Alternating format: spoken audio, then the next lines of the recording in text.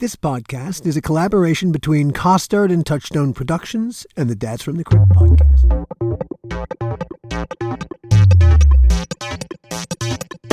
Hello, everybody, and welcome to another episode of the How Not to Make a Movie podcast. My name is Alan Katz. And mine is Gil Adler. Today, our guest is a guy named Peter Iliff. Peter Iliff is a huge writer. Among his credits are, Varsity Blues, Point Break, Patriot Games. We first encountered Peter back when we were doing Tales from the Crypt, Gil and I. When we took over Tales from the Crypt, our executive producers saw Crypt, among other things, as a way to try out untested first-time directors. In a lot of cases, well, in some cases they were favors to friends, but in some cases they were writers who wanted to direct. And this was a way for these young writers to direct without them hurting anybody, like, a studio picture. They could only hurt an episode of Tales from the Crypt. They only could hurt you and me. That's yeah. So we shepherded a number of first-time directors through their paces for the first time. We kind of broke their scary, as the Crypt Keeper would say. Gil, you especially, you worked with them. I mean, my responsibility was the writing side, but you really held a lot of first-time directors' hands. Oh yeah. But Peter, he knew how to write. He knew what he was writing, and like when I first directed, you sort of know the script, but you're not quite sure what's the angle, how to capture the emotional integrity of what that scene is about. And so that was really what we talked mainly about. And from doing Tales from the Crypt, after that, we became pretty good friends and chums, and we hung out a little bit and we got to know each other, and then we lost track of each other for a number of years, and then we would reinstigate the relationship. And I've known Peter for a really long time, and we've talked a lot about a lot of things along the way. It's funny, I didn't really, as I said, I didn't really meet Peter back then. My experience with him was he was a writer-director who was being imposed upon us, and Peter was a big writer. And I certainly was not. And anything that I had to say about his script was absolutely useless. Hey, them's just the politics of reality. But it's funny. I've never, until this interview, which you're all about to hear, I never met the man. And having finally met him after almost 30 years, I really liked him a lot. I think this will be a very helpful interview for people to hear, especially if they're writers or young writers trying to figure out how to manipulate their careers and how to move in the industry. I think how to get from point A to point B. It's the last episode, Ed Tapia, Ed talked a lot about how to crack this nut, how to climb this mountain and get into this business. You really have to think outside the box. And that's exactly what really the path that Peter took as well. Hey, let's let Peter speak for himself. Enjoy. It's funny how perspective changes as one accumulates mileage. It's true, isn't it? And it's one of the nice things about getting older, and maybe being a writer is I get to kind of have my mornings be my thing. That's kind of going out. I can go to the beach and ride my bike, and the gym is like a kind of a bro out thing, because writers, we isolate, don't we? And we kind of need to have silly friends who we just talk crap with. And I find that's necessary for mental health. When's your prime time writing? I like to get 2 sessions in a day. I like to do after lunch until about 5-ish. And then the dogs look at me like, time for the walkie walk, go to the park. There's a park across the street. You got to throw them. And then, I've been married to Ruth Ann 33 years. I'm not going out at night a lot. I love to write after dinner, and the phones don't ring. There's no business, and you can really get some stuff done. So, often days I'm kind of doing 2 sets of writing periods, and then, there's certain days you can't. You got to go do stuff. And, I'm very big on first thing in the morning. I I love. Usually, I'm sitting at the desk by 6 o'clock, and little coffee, a little cannabis. I'm flowing. Yeah, Are you a I'm gummy man, or you got it rolled up? Oh no, I've got two kids who are college. And we absolutely share a product. I frankly I would rather if my kids stopped drinking and only smoke cannabis, I'd be a very happy person. I Seriously. think my wife is out now. She's discovered gummies for sleep, and Oh you know, well, I've had to be sober for 18 years. I was a very bad man. At the height of my career, I thought cocaine would be a really great idea. oh well, hey, And yeah, so, yeah, yeah. I had to fix that little issue. And Are you completely sober now? yeah, and it's kind of if you're gonna do. I'm a proud member of LA sobriety. Cool, And cool, good and for I kind of you. had to because I just got out of control. And you have been for quite a while, I believe. Yeah, my sobriety date is September 15th, 04. And Yeah. I had a sobriety date in 03 and I had one in 02 and I couldn't make them stick. Hey, But it hard. It is, but it's all part of the journey we're on. Hopefully, if it's personal growth is a big part of it, it yeah. makes the journey so much more worthwhile, productive, and for want of a better word, satisfying. Oh, of course. Everything I have, I owe to sobriety. But think about it, how, handsome we all were and doing all these cool things, making these cool TV shows and getting invited to the Chateau Marmont of some actress's party and, drinking too much maybe and getting handed something I normally wouldn't say yes to. Yeah. But you'd had a few drinks and your decision making is kind of bad. And what a time we all had. And frankly, we're still having, but I think and a little bit more moderation.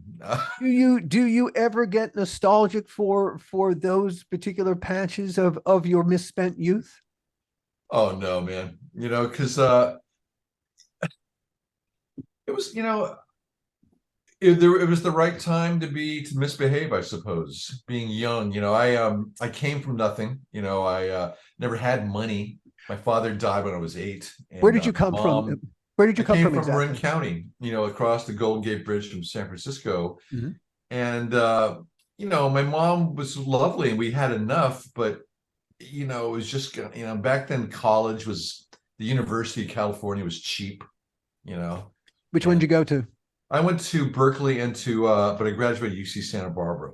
Oh, And okay. Two great very times, very right? good You're schools. living on Yeah. the Both beach. my kids went to the UC, so yeah, yeah. But so it was interesting. Then all through my, I come to LA not knowing a soul, wanting to be a screenwriter, but I hadn't even written a screenplay yet. I got no money. I'm driving trucks, being a gopher for Alan Lansberg Productions, which did that show. You might remember That's Incredible. Oh, Sure. sure, of course. And it was a top 10 show, like Kathy Lee and John Davidson and Fran Tarkenton. Remember being out in the Gower Studios lot, cutting hard left, and Fran Tarkenton would throw a perfect pass to be right here. But we had no money. I really had to all the deliveries. I had to eat food out of compact video, their kitchen. I had to Can I go. go back a couple of steps? What? Can I go back a couple of steps with you? Please. What was the first movie you remember seeing? Uh-huh. I will just say my most memorable experience was my father took me the day that Life magazine published. The cover was Goldfinger, and it was a I shot of, remember I this. guess, Yeah. I forget the actresses, painted in gold.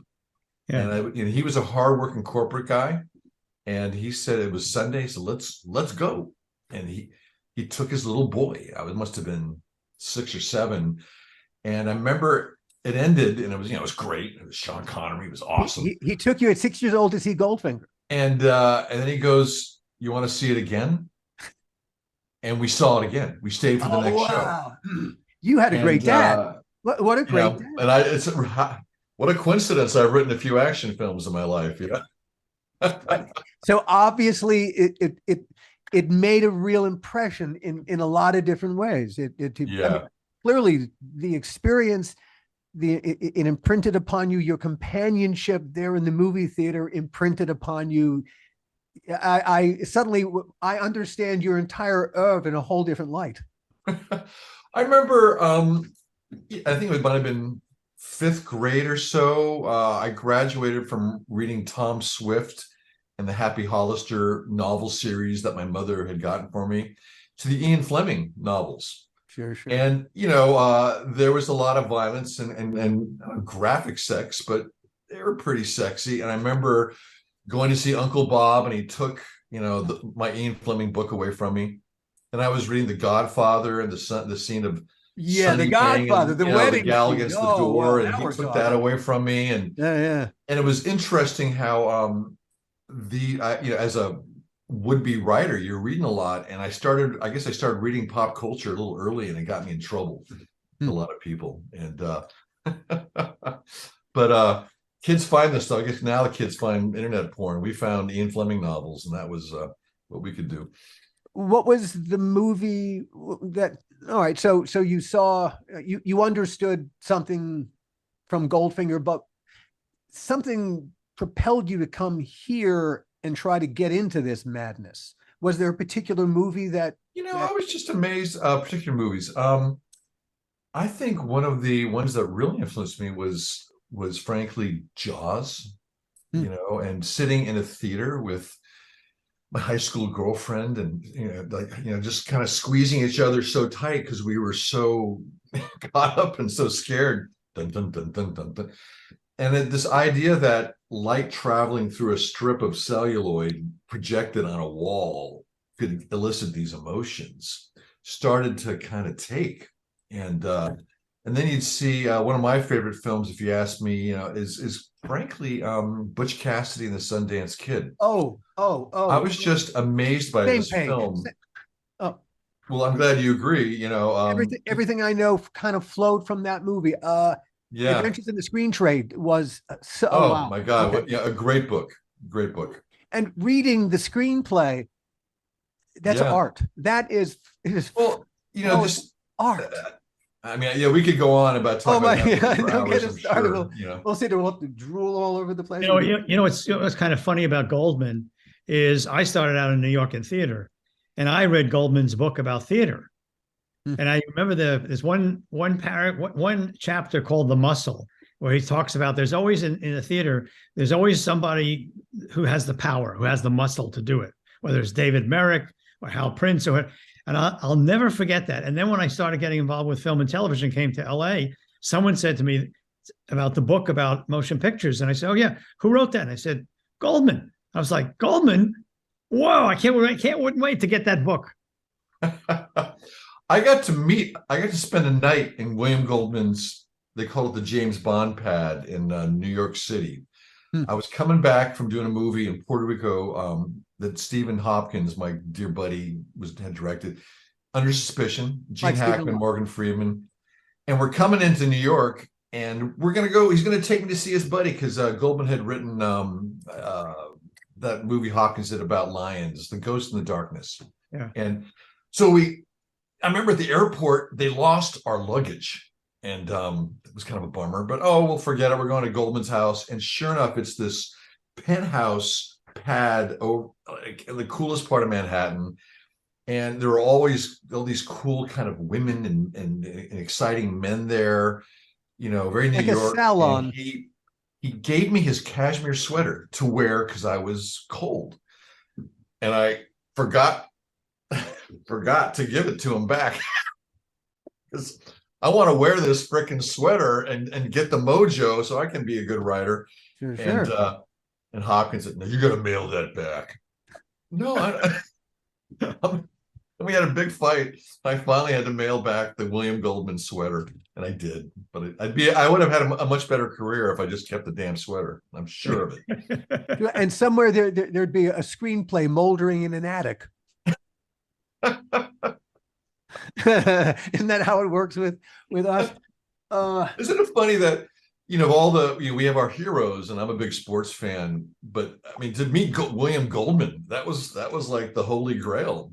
It's funny, cool, when we did Tales from the Crypt, we got to work with the most amazing people. Yes, you did. Yeah. Kirk Douglas and Michael J. Fox and Tom Hanks.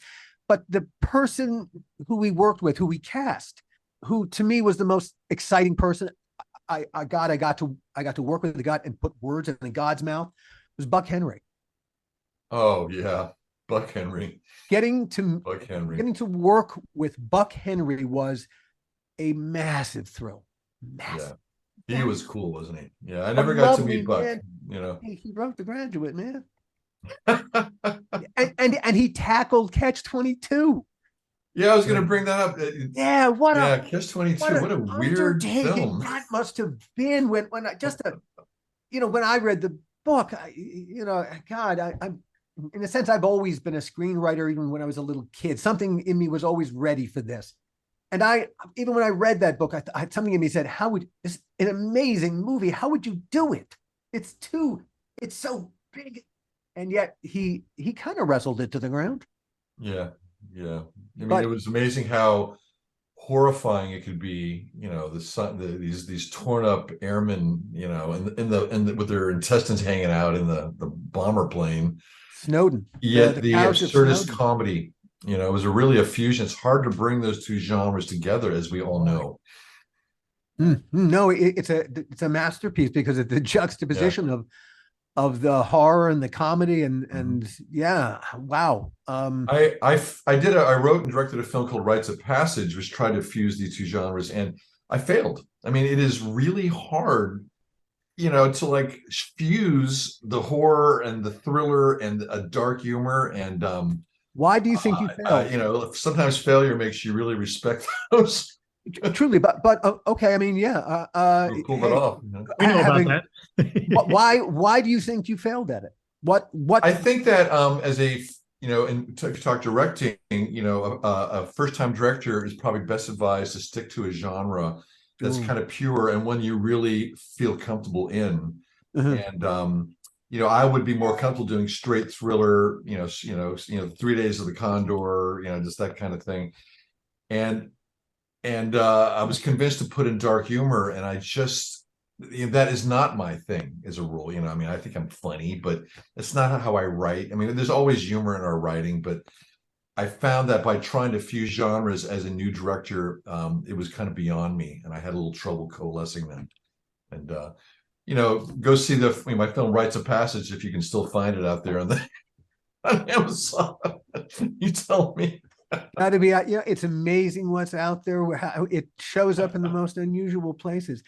You have written that you quit waiting tables and became a full-time screenwriter after you sold Point Break. Yeah. My question is, where were you waiting tables? Oh man, you know, I graduated UC Santa Barbara. Yeah. I got a friend of a friend who's a set designer, and he's got a pad in the Malibu Colony. But that's actually a bunch of apartments on the not on the ocean side. So I got a buddy give me a room. I got a job bussing tables at Alice's restaurant, which was on the pier back then. So I'm 21 years old. Cool. I'm dating a 35-year-old gal that it's just kind of weird to be dating older women, you know, because I was dating college girls. And okay, sure. And then I graduated to the Chart House, which is now Mastro's. Yeah. I remember, you know, now as a dishwasher, and the guys I'm washing dishes with are like high school kids driving BMWs their daddies gave them. And they're going, "And you went to college?"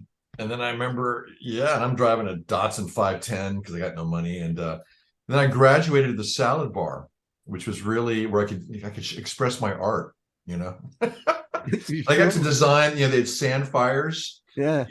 I got to design the diagram in the sand fire. And I just want you to know, I really found my artistic side at the Chart House. And I'm going there tomorrow night. It's the best revenge, isn't it?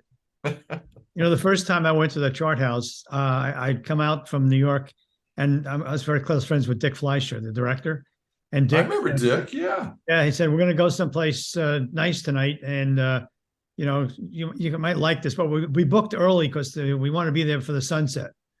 And we went to the Chart House. It wasn't called the Chart House. I think it was before the Chart House. And I just was amazed. I mean, we sat. He had a table next to the window, and we were just watching the surf come in, watching the sunset.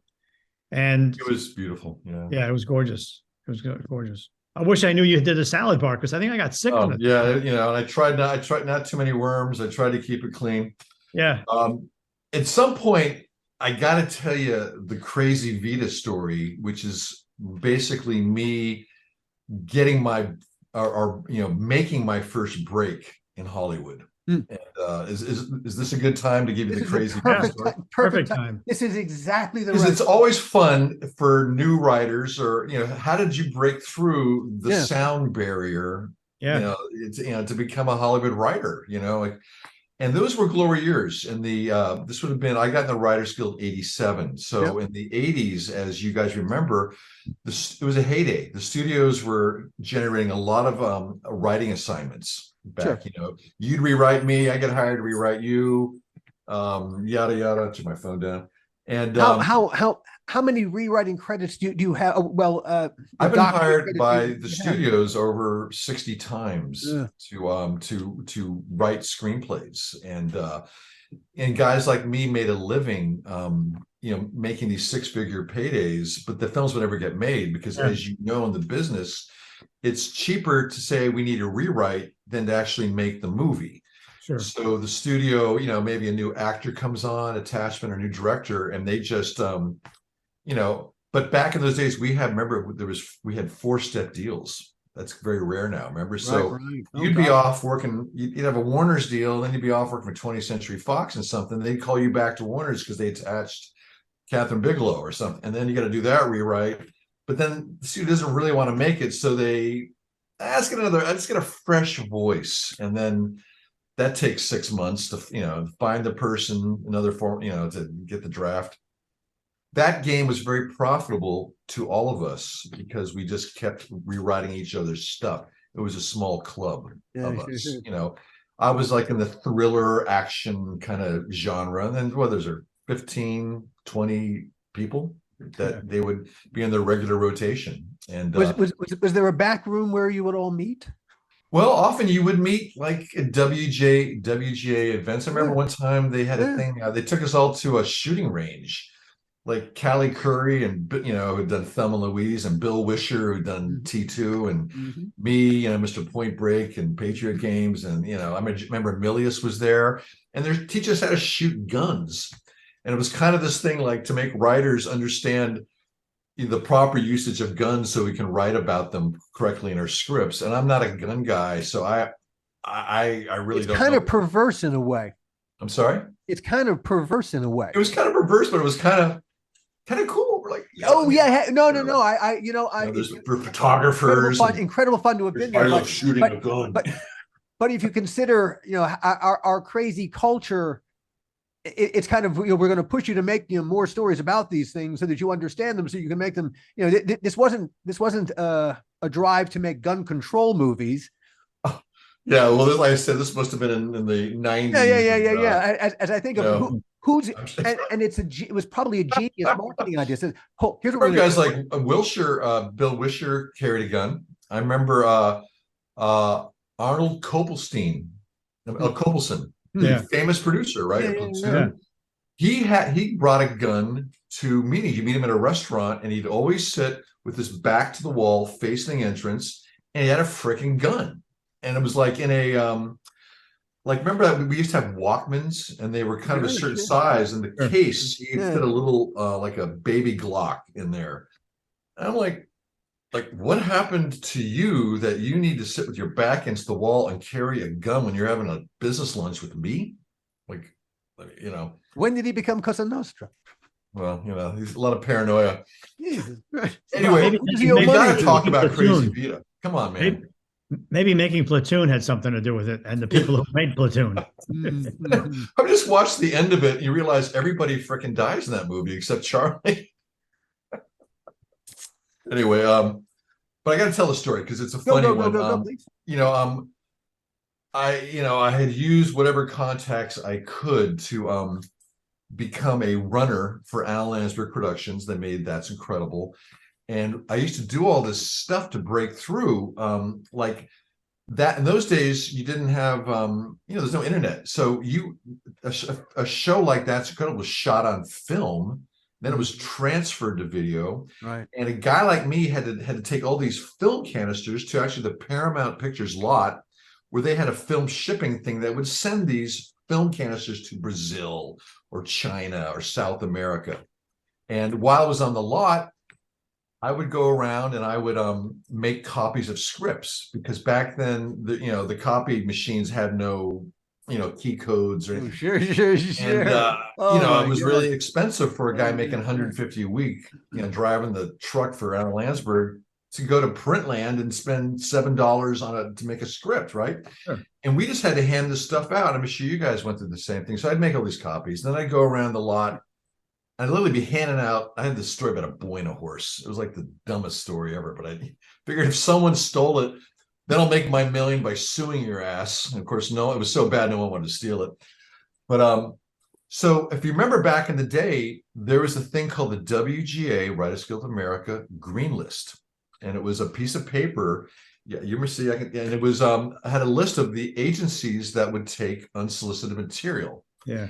And to this day, a big agency, the CAAs or the ICMs and whatnot, you can't just send them a script and say, "Hey, can I become a client?" Because they don't want you to eventually sue them that you sent them the outer space movie and they did the mission to Mars, and so Right. you have to be recommended. You have to be kind of ushered into the big agencies to be repped, right? Yeah. But so there were these small agencies, they would take unsolicited material. There was one called the Kimberly Agency on Western and 6th, back then when that was just Cracktown, baby. The epidemic was happening and it was nasty. And I heard a friend, was represented there. So I go, it's the 6th floor, and there I meet Crazy Vita. Vita Thomas, it was a one-man agency. It was a woman, I'm guessing in her late 50s. And what was weird about, most older women tend to cut their hair. She had hair down to her navel. And it was this kind of like, you're crazy. So I made her a deal. I sussed it out right away. I say, let's make a deal that we pretend I'm an agent working for your agency, selling me as a client. My name is William Peter Gates Iliff. I will be Bill Gates, the agent, working for you, selling Peter Iliff. She said, sure. Wow. So then I got that Hollywood Blue Book. That was the thing. Maybe there's a version digitally now, but it was a blue book and it had the numbers of all the execs in town. And I had to buy it. And I started. It's the premise to a story, Peter. And this is Bill Gates, from the Kimberly Agency. I call on behalf of Peter Iliff. It's great, and I was completely messing up, and they were hanging up on me. But you start to learn your salesman shtick. Yeah. Finally, I call Warner's, and I get a high executive story editor. You might know her because you're Warner's guys. It was Kimberly Brent. She was a lovely dark-haired woman, became a dear friend, and she kind of listened to my rap, and she goes, "Bill, why don't you and Peter come in for a meeting?" So Bill had to get the flu, and Crazy Vita joined me to get, there's a gate pass, oh my God, when you drive in the lots, there's a gate pass. And, Warner's truly is and remains one of the most beautiful, epic studios. Every time I'm on the lot, it's just exciting, and so this rush of being on the lot, maybe for one of the first times, and having, someone directed to your parking spot, and going through the beautiful old executive building and going to her office. And, it's kind of a suite where Kimberly was. And they asked Vita Thomas, "Would you like a coffee or tea?" And you know what she said? She wanted a drink. She was a Southern woman. And in her Southern drawl, like, "I know you must have a bottle hidden here somewhere, darling." She started pulling literally books off of the bookshelf, looking for the bottle that might be behind. And it was really embarrassing. And it just got worse. It got so bad at this meeting that Kimberly Brent, the executive, did something that they never do. And this, they never directly give the writer their phone number. It always goes through the channel of the representation, right? Of course. She gave me her number. She said, "Call me." And the next day, she got me signed at ICM. And at ICM, they gave me an article about football in Texas, and I wrote a movie called Varsity Blues, and it changed my life. So it is a great story just about the crazy shit that we do, but you kind of have to do it. Also, I would say the unexpected path. Yeah, it's really if you don't pull off the stunt, if you don't suddenly get caught in the stunt and you have to bring her, if she doesn't show up at that meeting, yeah, really, then nothing else that follows. She had been such a ill-behaved individual. So the big question that you didn't answer is, did they ever find the bottle in the executive's office? No, man. Kimberly, you probably like to twist one up every now and then, but she didn't need a midday nip, And I haven't seen Kimberly in years. So if Kimberly listens to this, God bless you, Kimberly. She became a friend for many years. I don't know where she is now. But I'm sure you guys have very similar stories of how you broke through, and I've just heard so many great ones. It's getting onto the mountain is hard, and everyone's got their own crazy story. The trick is not getting onto the mountain. The trick is staying on the mountain. That's the bitch. Yeah. That's the thing that will fucking kill you. Is the struggle to stay on the mountain, because once you're there, man, not being on the mountain kind of sucks, and nobody wants that. We've all had great successes, and I just saw Gil's Valkyrie the other day, and always loved that movie. And with so many more you both have done, and I've had some luck, but we have to learn to stay out of the results. And this is a thing I've learned in sobriety. There's a lot of wisdom they try to, let us lead our lives with. But I really live by those words, and the serenity prayer. God, grant me the serenity to accept the things I cannot change. I got to stay out of the results because I don't control. Once that screenplay, I got actually screenplay pages here. Once this thing leaves my desk and you paid me for it, I'm kind of like, I got to do what you tell me, or you're going to get somebody else to do it. And I might not like the results. This very year, I had 2 films come out. One was The Enforcer, starring Antonio Banderas. And it was one of my very best scripts. And I think that's why we got Antonio Banderas to say yes. But he shows up to set, and this first-time director gave him a brand new screenplay that he'd written in 2 weeks. And it's kind of heartbreaking for me because I'm disappointed with the movie. And this is Millennium Studios, and Avi Lerner is not necessarily the writer's best friend, Yeah.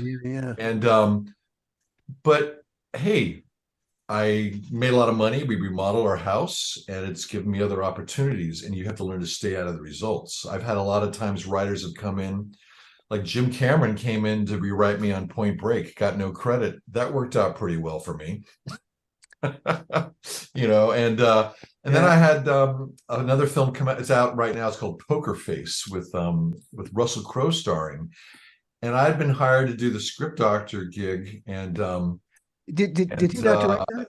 I'm sorry? Didn't he direct that, Russell Crowe? Yeah, and he basically fired the director I was working for, who's a friend, and then he took over the directing. And then, so now I'm script doctoring for him, and they had to start shooting like in 5 weeks because some tax reasons in Australia. So we didn't have a lot of time, and he took over the screenplay. It was finally like, okay, I'll back off, and I see this movie come out, and it's getting kind of roasted, and it's like just disappointing, and I could stay out of the results. Is your name in the credits as the screenwriter? No, because it's a script doctor gig. All right. So they give you other. At least they're not looking at you like you're the monster. No, I was the monster, oddly, in The Enforcer, because the director was not a member of the Writers Guild, who massively rewrote me. So I retained sole credit.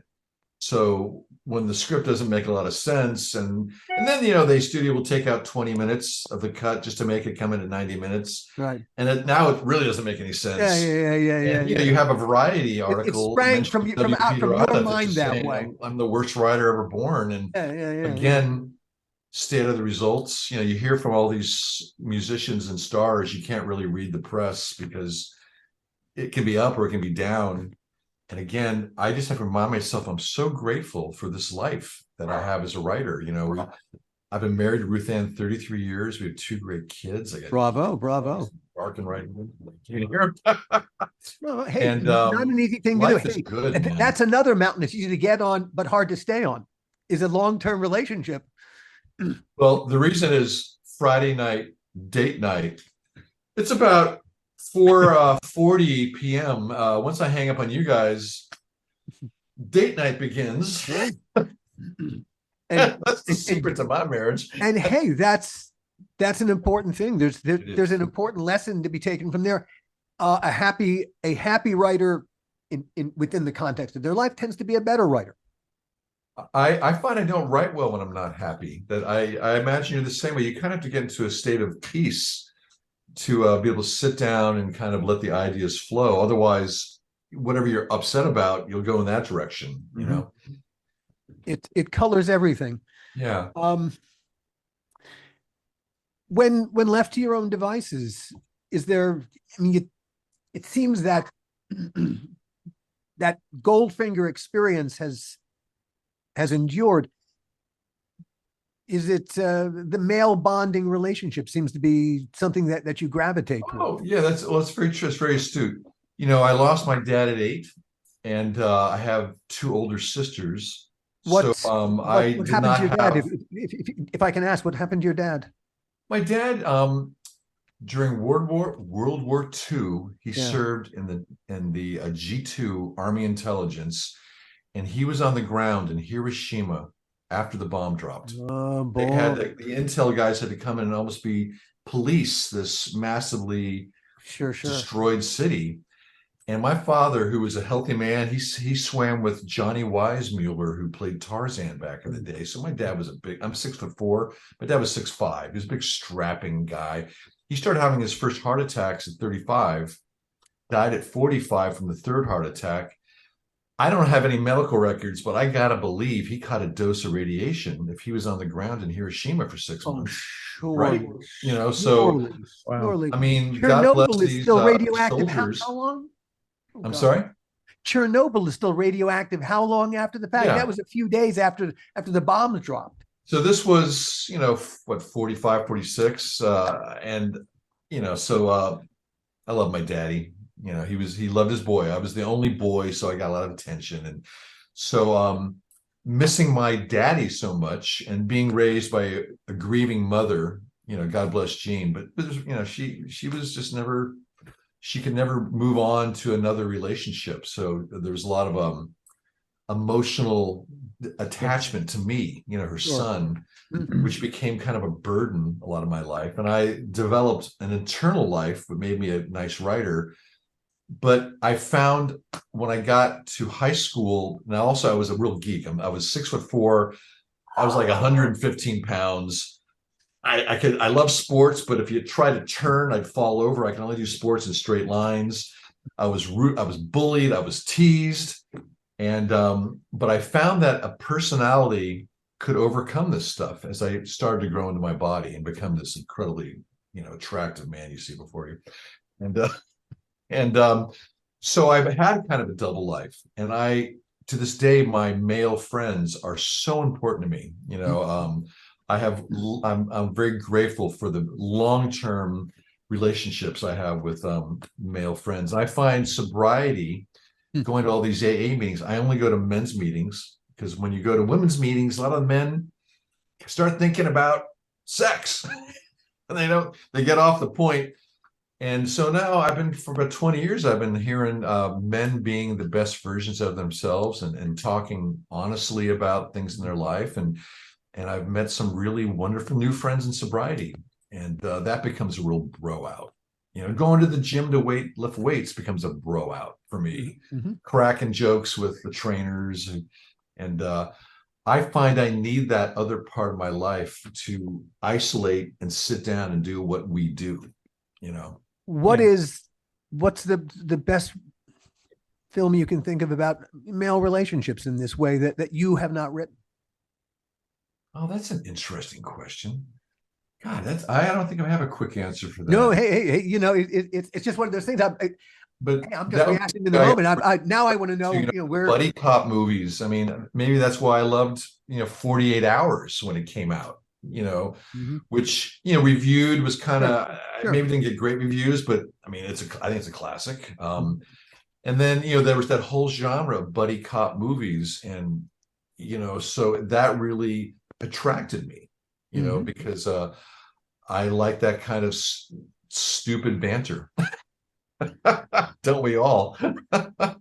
Yeah, I came into this world a Groucho Marx fan. Come on, man. So no. So what does anything? Well, it must be something that remains to be said in a movie about the male relationship that hasn't been said yet. What remains I to be thought of explored? another funny story that is a guy thing, Yeah. and I notice in our business, sometimes you got to be a little bit ferocious with other men, especially if you're in a position as a writer or directing. We've all seen directors that get a kind of alpha star in their set, and they somehow behave in a manner that's weak, and they lose that actor. That actor just freaking gives them a hard time the entire play, right? We've all seen this. I had an experience, having seen this a lot. I had an experience on this film Under Suspicion in the year 2000 or so. Starred Gene Hackman, starred Morgan Freeman, and my dear friend Stephen Hopkins is directing this. And it was a lot of the film was about Morgan Freeman, the cop, sitting down at his police desk interviewing suspect Gene Hackman. And so Stephen Hopkins had to figure out a bunch of camera moves to make something that's so dry cinematically be cool. So for 3 weeks before production started, they built a duplicate set, and I would go to work for the 3 of the happiest weeks of my life in Puerto Rico.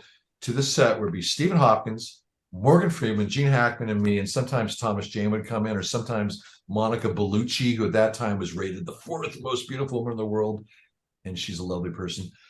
And we would just read the script. Now, one time, Gene Hackman, I mean, would you say he's one of the top 5 actors on the planet? Is he? Oh, sure. I mean, wow, 10? what a body of work. Right. I mean, so he's kind of the man, as is Morgan, and he's stumbling over one of my lines. And this was a very writer heavy script, and I finally did the thing you're not supposed to do as a writer. It goes like this, and I gave him a line reading, and Hackman stood up, and he started coming at me, and I'm going, holy shit, he's coming over to he's going to punch me, and how the amygdala starts to overprocess and slows. Fight or flight, fight or flight. So in that moment, as my amygdala is overprocessing and he's coming over to punch me in the face, I'm thinking Mutual of Omaha's Wild Kingdom, the animals have to show power. And I'm thinking of as your life flashes before your eyes.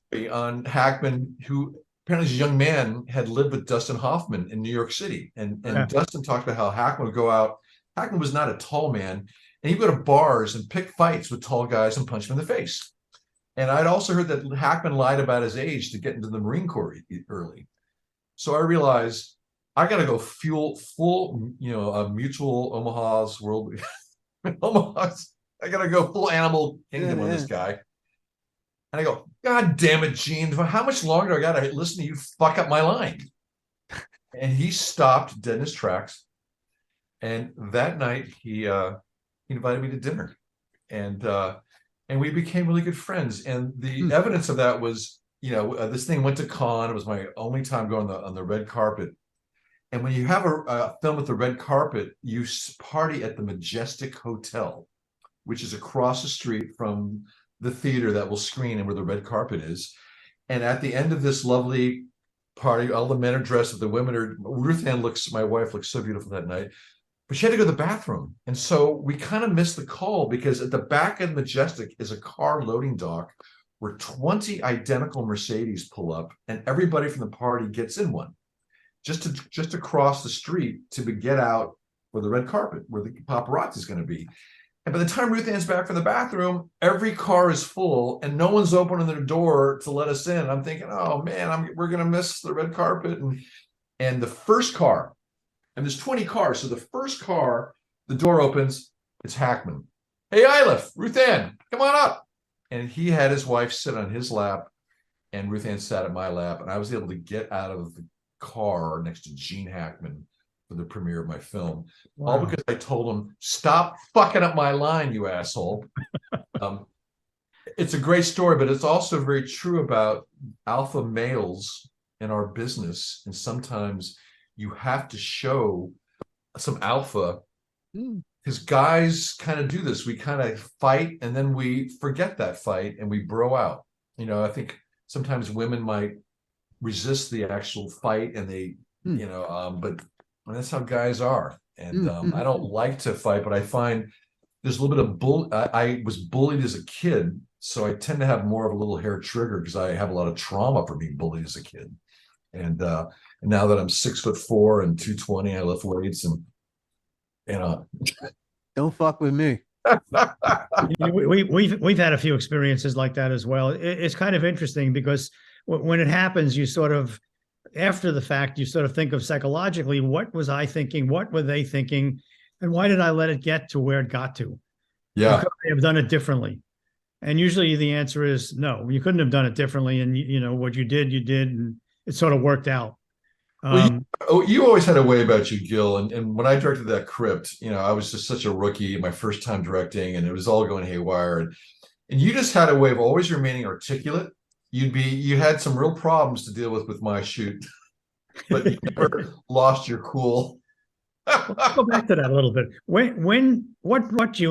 Let's talk a little bit about how you got to Tales from the Crypt, and then we can talk about you making that Crypt.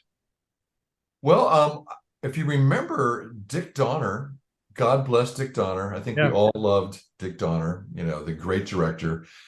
You know, I was part of that little club of screenwriters at that time that was rewriting a Donner project. Like me, Gregory Wyden had done what Backdraft. Thank you, Backdraft and Highlander. So he was hot, and so he was doing one, and you know, and I'd had some hits, and so we're part of that club. And I think Greg and I realized if Dick kept wanting more free rewrites, so we kind of, well, okay, we'll give you the free rewrite if you let us write and direct a Crypt. And we kind of, both of us kind of blackmailed him into giving us this opportunity because the Crypt was a who's who of Hollywood. I mean, it was amazing, your show. I mean, the talent and the directors, and it was a combination of great veterans and kind of hot up and comers. You know, so for those listening, just to interrupt 1 second, for those listening who are trying to get in or just entering into business, there is room for blackmail in the right way, and there is room for being, you know, a bully in the right spirit. In the right spirit. Sometimes they winds up being a positive results. Anyway, go back. As writers, they always want free work. And you know, okay, you don't want to put it down in a contract or actually give me a check, but what else can we get? And it's an important, you know, it's in any business, you got to leverage yourself. So I leveraged my way in, and I found myself in a room sitting across you two guys, and I think I had some kind of terrible ideas. And I remember it was you, Al. I remember you had this incredible idea. You said there was this French film called An Occurrence at Owl Creek Bridge. And you said, have you seen this? And you sort of explained the beauty of this little short film. Can you, Peter, do a version of this? And I mean, it became a really cool idea. You know, it was a very cool show. Do you remember that? That was your idea. Part of, you know, I was ripping off Ambrose Bierce. And yeah, I mean, it's just a classic story structure. Hey, man, just steal from the very best. Really, who's going to know? Really, that's, you know, the job was to help you get your work done. Yeah, you're the producer. However we get that done, That was the assignment, and it helped you get your work done. You help the blackmailer, get Yeah, get a hey, shot. but how did you? Now that was your first time directing. Well, it was fun, but it was interesting to realize all the little tricks that you need to acquire and the things that come along. And the funniest story of our crypt, and Gil and I have laughed at it so many times. This thing starred a beautiful John Stamos, who was such a beautiful young man at this point. He's playing Johnny and a lovely Cannavaro, person kind of too. a mob hitman. And his older woman mob boss gal was Eileen Brennan. Right. And what a great piece of casting, because she was kind of getting older and kind of had like, she was, looked kind of like nasty in a very cool crypt way. But she had the furs on and the pearls. Yeah. And there was a scene where Eileen Brennan catches Johnny Stamos, banging Kate Vernon, and she's pissed. And the script calls for her to say a mouthful of lines and then slap them across the face. Well, Eileen, getting along in years, was stumbling over the mouthful of dialogue, and out of frustration, she'd slap him anyway. We go, no, cut. And we do it, and Gil's like, well, do take two. And then, she stumbled, slap, they take three. And by around take six, Gil's like losing his mind. We don't have the shot. Stamos, who's the nicest man and remains the nicest man, pulls me aside and goes, Peter, I'm just getting red. Like I'm getting swollen.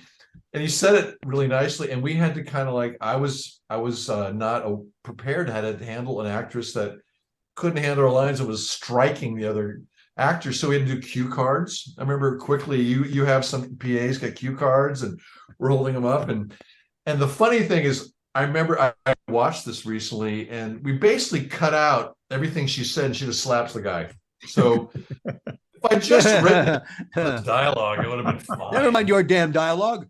And I should have known that if I had, I should have known that. We don't need the dialogue. Well, it's better we cut out the dialogue than the slap, because otherwise Stamos would be looking at it going, they cut out the slap. I almost had to go to surgery for this, and they cut it out. So it was things like that would throw me. And then also when you direct enough, you start to really see, you're thinking in cuts, right? You're because you've been in the edit room and you realize it's just a bunch of snippets and it's all these cuts. And your first time in the editing room was that must have been a revelation, because that's really where it happened. Tricks and to really do see it, it affected my writing, because it's just shots, right? It's this shot, and it's all being put together. And all of a sudden I stopped writing these long paragraphs that screenwriters do. I started writing little 2-line paragraphs, because that was essentially was a shot and a space and then a 2-line. And so you never say wide angle or this angle. You just kind of like, without telling the director, because that's insulting to tell a director what lens to use or where to put but little blurbs were essentially the shots. And also it started to make my writing more time accurate, because younger writers will write a paragraph, the Allied forces invade Normandy Beach, and it's a paragraph that would take right? So you start to learn that when you want that moment where there's a look between you and I because something has happened, you make that a separate paragraph and let that look play in page time. So it truly is a page per minute. And when you get your screenplay done, it's a little more accurate, because I found my first cuts of movies were becoming 3 hours when it's supposed to be 100 minutes, because I wasn't writing correct page length. If we look at the screenplay format itself, it's really kind of dated. It's something that only the Directors Guild of America could love. It's really the cut to internal, cut to external. It's like proscenium arch, and that's not how the medium works at all anymore.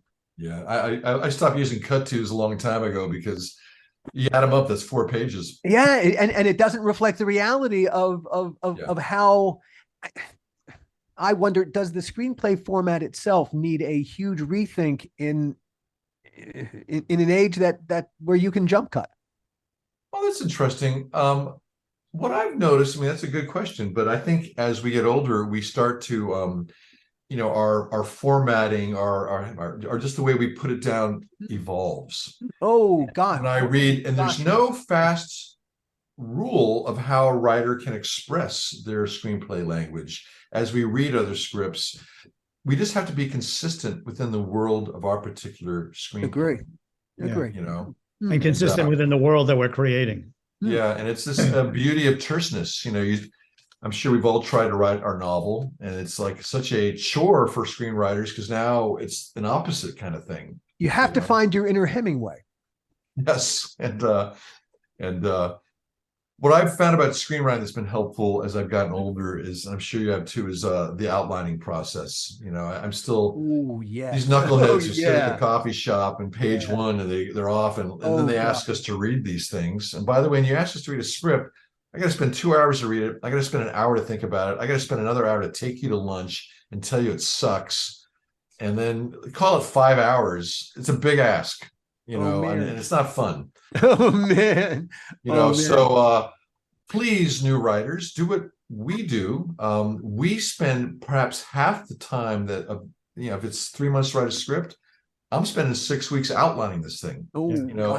And every scene becomes something you write in Microsoft Word or whatever. I mean, there's all sorts of programs to do this, but he says every word is true. That is exactly how you have to do it. If you do it anyway, other way, it's going to take long. You're going to fuck it up. You're wasting your time.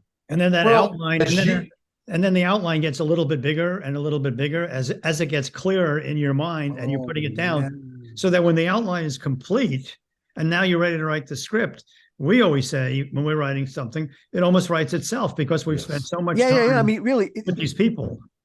That's where we invest all the emotional underpinning is all there in the narrative form. And then the trick is to get the emotions in this rather spare format of a screenplay. Well, we find with the newer writers, they're very defensive about notes. Right. And you and I, and the three of us have learned you just cannot be defensive or else you will no longer be writing for that company. Yeah. And also got it, try it, write it the way. But the point I'm making, an outline is easier to make changes because it's not the art form yet. You don't really care. Like, okay, let's move the scene around here. Let's try this. It's not art yet.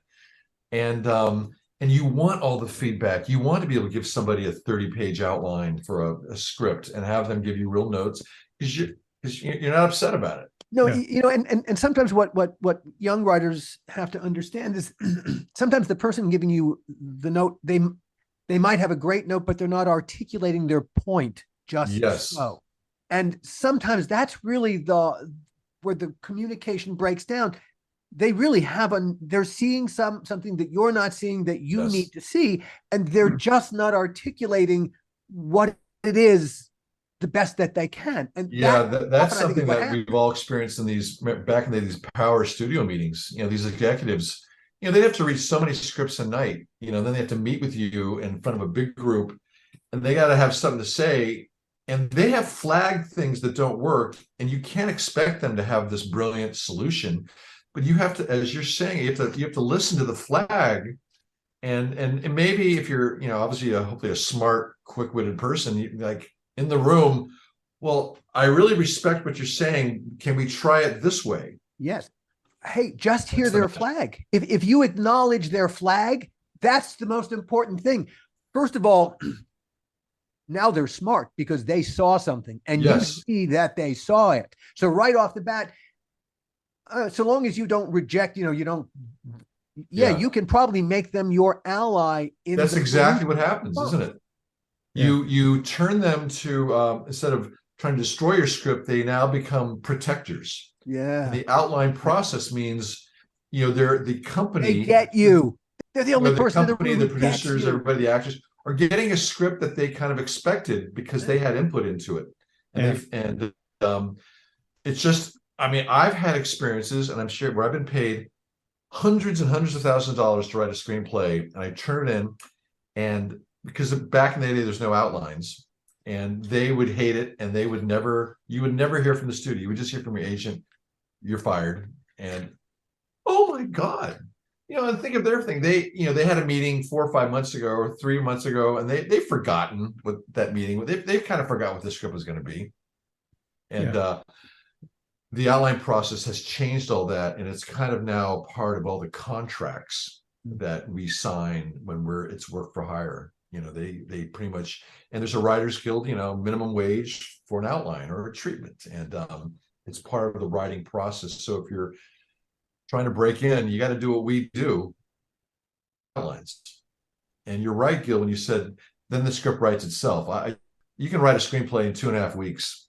After you have that kind of outline, it writes itself. Yeah. And it's beautiful. All the energy, all the effort, all the thinking, all the working out of everything that's happening always happens for us in the outline form. Yeah. We do the outline, and we notice the outline starts at 5 pages, then it's 7, then it's 10, then it's 15, then it's 20, because you're adding meat to, meat on the bones. Dialogue. And now all of a sudden, a voice pattern for a character. Yeah. And all of a sudden it's creating itself. The other thing that you said is so true is that, when whether it's an executive or a financier or somebody that's helping that can help make your script a movie, is get them on your side. Acknowledge what they've said to you, even if it's not exactly what you believe in or trust. Acknowledge it, and then tell them how you can twist what you've done into what's something that they're suggesting, but is not exactly what you have, and it's not exactly what they have, and it gives them an opportunity to say, oh yeah, I think that's even better. Yeah, I like that. Yeah, you know what I'm talking about. And oftentimes it is better. I mean, it's just so arrogant for us to think that we're such geniuses. Yeah. Part of my secret success is that I know I'm not a genius. I know I need all the help I can get. I need to work with smart people who make me better, and I need to be nice, and I need to be cooperative and show an attitude of wanting your feedback. Indeed. That's how more so than any other industry, I think. Yeah. The one thing I've learned in this one is it's all about collaboration. I can't make a movie by myself. You can't make a movie by yourself. The DP can't. The financier can't. It's a collaboration, and it's only as good as the collaboration is good. I agree, and I think that's what I finally learned about directing. Is it's really a director simply can articulate a vision. Yeah. And once that vision is articulated and all departments are on board with that vision, the magic happens. Yeah. And then their own special gifts show themselves as they vision, and they bring new things to it you didn't imagine. Indeed. The sum becomes greater than the parts, and damn if it ain't movie magic. This has been a wonderful hour of talking to you. I wanted to ask you one last thing, but before we let you go, Peter, and that's Trump's America. Trump's America. About that. Yeah. I am, homeless in Los Angeles. So it's actually, I'm not a Trump fan. I'll just say I think Donald Trump is pretty much the worst human being that God ever created. So it's a story of a homeless guy named Frank who's living in the Venice Beach Carnival Walk. He's beach homeless, and but it's too competitive there with all the panhandlers. So he goes to Beverly Hills to panhandle, more money, but the cops don't like it. So they dump him on Skid Row. Like, I'm not Skid Row homeless, I'm beachfront homeless. And the plot darkens, and it becomes a commentary on the homeless crisis in Los Angeles and Skid Row, and this practice that was happening some years ago of dumping people, especially mentally ill people, on Skid Row. And we actually shot there, and I'm very proud of the film. It won a couple festivals. I was going to ask you about that. That's really fun. And I would say, one of the last thing I would say, if you're a young person getting this business, maybe you shouldn't just think of yourself as a writer. Maybe you think of yourself as a writer director, which kind of is the best job in the world. And you do that by making a short film. And my mistake was Trump's America is like 23 minutes long. You need these to be about less than 10 minutes so they can show in festivals of short films in these hour blocks they have. Right. Mine was kind of too long. It was kind of hogging the whole hour. And this is a great way to meet people and to call on favors with your buddies and friends. And God knows you can shoot it in your iPhone and cut it in your Mac. I mean, to make you're all doing TikTok videos. Why don't you make a little film? Yeah. And make it 8 minutes. And you can be in these festivals and you're going to meet so many people and the world is yours. And that would be my advice to young people. And I had a blast doing Trump's America. It's a good film. Oh, where can we see it? Where can we find it? That's a good question. You can probably find it on Amazon Prime. Oh, cool. Okay, good. I'm going to go look for it. What a wonderful to reconnect. This was so much fun. I don't know why we waited. A long time, my friend. Yeah, long time. You look good, man. You got that smile. You haven't lost the smile, man. Oh, hey, there's a whole podcast to explain where this smile came from. And I'm happy to say I haven't spoken to you, but Gil and I have remained, I like to think, good friends over the years. And I am so grateful for you guys helping with the Tales of the Crypt back in '93. And I got into the Directors Guild. I'm still a proud member of the DGA because of you guys. And we're glad we could help you out, Pete. Yeah, so I'm cool because of you guys, And thank you everyone for listening as usual, and we will see you next time. The How Not to Make a Movie podcast is executive produced by me, Alan Katz, by Gil Adler, and by Jason Stein. Our artwork was done by the amazing Jody Webster, and Jason, Jody, along with Mando, are all the hosts of the fun and informative Dads from the Crypt podcast. Follow them for what my old pal the Crypt Keeper would have called terrific crypt content.